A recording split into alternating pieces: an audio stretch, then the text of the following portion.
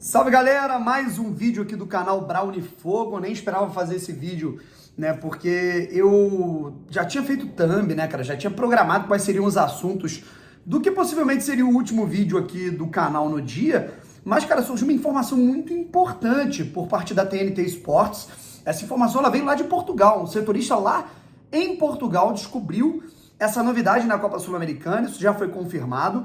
A gente vai ter um novo rumo, né, que pode mudar muita coisa na Copa Sul-Americana em 2023, inclusive para o nosso Botafogo. A gente vai falar um pouco sobre isso. Se inscreve aqui no canal, que a gente está tentando chegar aos 82.400 inscritos. A nossa ideia é a gente chegar o mais próximo possível dos 83 mil inscritos aqui no canal Brownie Fogo, aqui que realmente, cara, se você me conheceu na Cazé TV, se você me conheceu no TikTok, se você me conhece de outras bandas, aqui é o meu primeiro canal. Esse canal aqui a gente fala sobre exclusivamente Botafogo de futebol e regata. Se você quer me ver falando sobre outros temas, o link tá aqui na descrição de todos os meus outros canais para você me acompanhar em todas as redes sociais. Rapaziada, tem regra nova e que muda muita coisa na Copa Sul-Americana, tá legal? Eu já tinha dito que a gente ia fazer uma live sobre Copa Sul-Americana, possíveis / prováveis adversários. A gente já fez vários vídeos aí projetando o que pode acontecer. O pote 2 no qual o Botafogo deve cair. A gente vai ter agora, depois de amanhã, tá? Hoje é uma segunda-feira, depois de amanhã, quarta-feira, dia 21, a gente vai ter um sorteio da pré-Sul-Americana, da pré-Libertadores. A gente vai ter o sorteio da Libertadores. Enfim, a gente vai ter toda essa definição para saber os grupos nos quais estão as equipes na Copa Libertadores.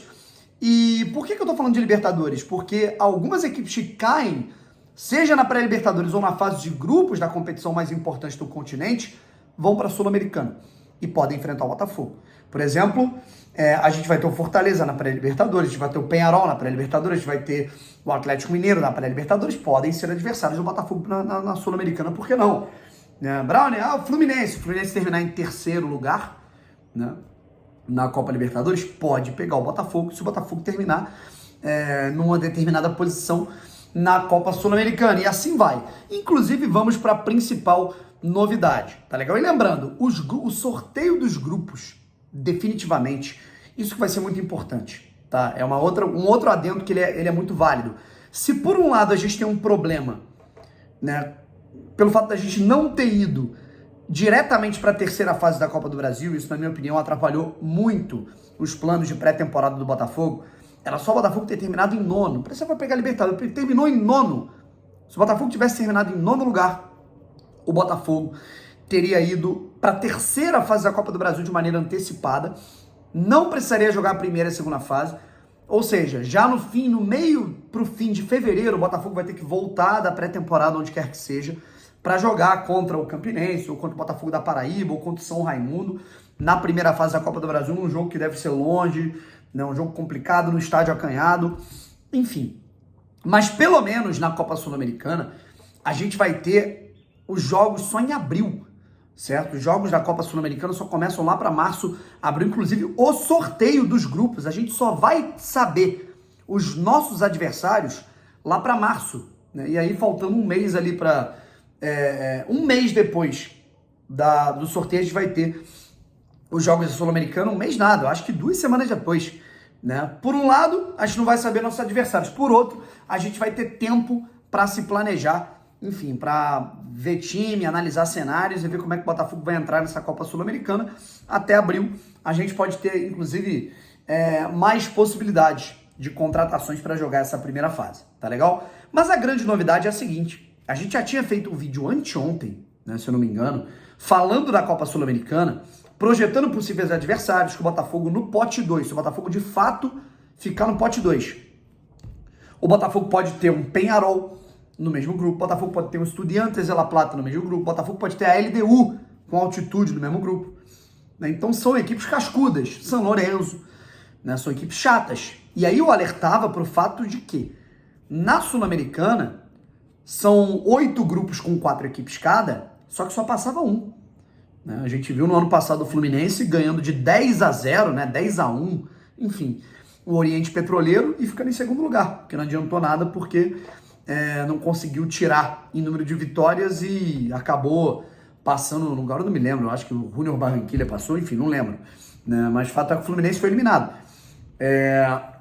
E era o meu medo, vamos dizer isso. O Botafogo cai num grupo com a LDU, perde o primeiro jogo por 2-0, né? E aí, já fica complicado, né? Então, esse problema a gente não vai ter mais. Informação da TNT Esportes. Eu até esqueci qual foi o jornalista que apurou, vou até colocar aqui na descrição para dar os devidos créditos a ele, tá legal? O segundo colocado da Copa Sul-Americana na edição de 2023 também deve avançar para a fase mata-mata. Para um playoff, vamos colocar assim. Por que playoff? A gente já tem as oitavas da Copa Sul-Americana. Como é que funciona, geralmente? Geralmente a gente tem o quê? O primeiro colocado de cada grupo, né? A gente vai ter grupo A, B, C, D, E, F, G, H. O primeiro colocado de cada grupo vai classificado para o mata-mata da Copa Sul-Americana. E o terceiro colocado de cada grupo da Libertadores, os dois primeiros dos grupos da Libertadores vão para o mata-mata da Libertadores, evidentemente. O terceiro colocado de cada grupo vai para a Sul-Americana. E aí são 8 terceiros colocados, e aí formam-se as oitavas de final. A gente vai ter uma fase 16 avos, tá? A gente vai ter meio que um pré-oitavas de Libertadores. A gente vai ter um playoff, digamos assim. Agora, os terceiros colocados da fase de grupos da Libertadores, eles não entram direto nas oitavas para enfrentar os primeiros colocados da Copa Sul-Americana. Eles vão enfrentar os segundos colocados, certo? E aí eu não sei qual vai ser a dinâmica, se vai ser o melhor contra o pior, se vai ser sorteio, se vai ser, sei lá, cara, o terceiro do grupo A contra o segundo do grupo B. Não sei como é que vai ser, essa dinâmica ainda não tá clara, ainda não foi mostrada oficialmente pela Conmebol Sul-Americana, pela entidade máxima do futebol continental, mas o que a gente vai ter é o seguinte: antes, qual era o cenário? 2022, 2021, 2020, qual era o cenário? Ficou em primeiro, avançou para as oitavas. Ficou em segundo, na fase de grupos da Copa Sul-Americana, tá fora. Acabou a Copa Sul-Americana para você, né? Só ano que vem. Agora não é mais assim. Se o Botafogo passar em primeiro, vai direto para as oitavas. Se o Botafogo passar em segundo, enfrenta algum terceiro colocado que vai cair da Copa Libertadores.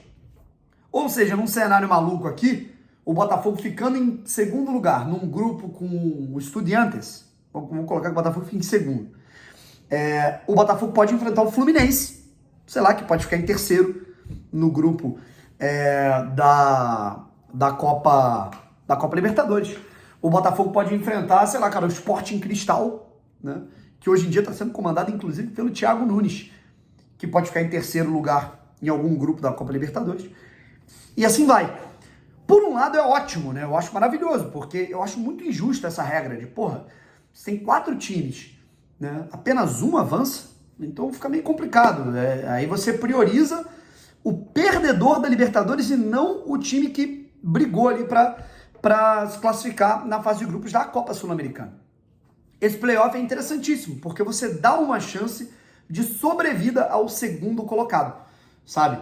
Eu tinha até dado essa ideia num dos meus vídeos, né? Por exemplo, sei lá, cara, não necessariamente todos os segundos colocados, mas os 5 melhores, os 4 melhores segundos enfrentam os 4 piores terceiros da Libertadores. Eu já tinha dado essa ideia, né, num vídeo que eu fiz. Enfim, mas vão ser todos os segundos contra todos os terceiros. Acho isso bem interessante, acho que dá dinâmica, acho que dá emoção, dá entretenimento, gera entretenimento a um campeonato que tem assim, um déficit de audiência absurdo. A Copa Sul-Americana está muito desvalorizada, eu acho que a Conmebol cuida muito mal desse produto, principalmente com a final única, né, que esse ano, em 2023, vai ser no Mané Garrincha, bem simbólico pra gente, né? Enfim, ainda mais que em Brasília tem muito botafoguense, o nome do estádio fala por si só. Mas enfim, um outro adendo é que a gente vai ter mais 2 datas aí pro calendário do futebol brasileiro, que já é muito, muito, muito apertado, muito sucateado. A gente vai ter 2 datas a mais, né? A gente já tem aí Copa Sul-Americana, a gente já tem o estadual que abarrota totalmente o calendário, a gente tem Campeonato Brasileiro, Copa do Brasil. E aí, meu amigo, mais 2 datas de um playoff aí para se matar e pegar um terceiro colocado. Enfim, é uma possibilidade de sobrevida, mas é bom que o Botafogo se prepare para tentar passar em primeiro no grupo, que aí mata essa possibilidade aí desse confronto maluco. Valeu?